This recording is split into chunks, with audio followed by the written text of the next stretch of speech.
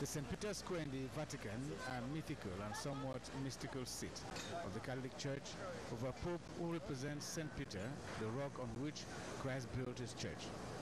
This is the place that welcomes Cameroon presidential couple this Friday.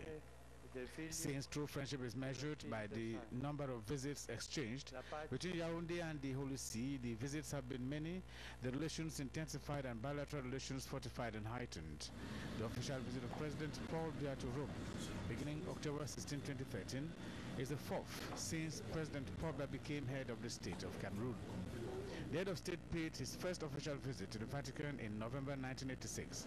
Then he personally took part in the funeral ceremony of Pope John Paul II in Rome on April 8, 2005. On May 1, 2011, Cameroon's head of state, accompanied by Mrs. Chantal Biya, took part in the beatification ceremony of Pope John Paul II. Pope John Paul II, on his part, came to Cameroon twice, from the 9th to the 14th of August 1985, and from the 14th to the 16th of September 1995, during which he proclaimed the post-synodal exhortation in Africa entitled Iglesia in Africa.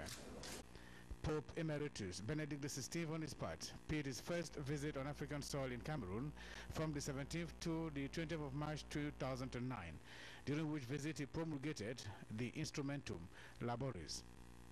On each of the visits, be they in the Vatican or in Yaoundé, the communion was total and complete. The fourth coming of President Biya to the Holy See speaks of the fusional relationship between Cameroon and the Vatican.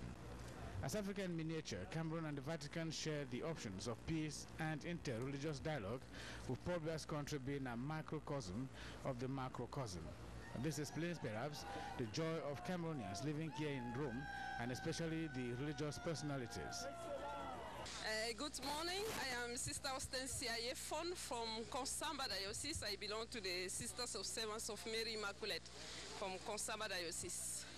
I am here for studies, and today we are very happy because our President Paul Biya has come to visit the Pope, and we have come to celebrate this day with him.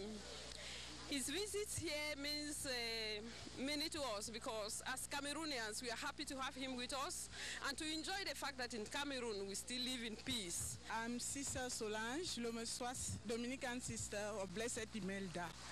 I'm here for rest, a bit rest. I come here for resting. And the visit of my president is good news for us.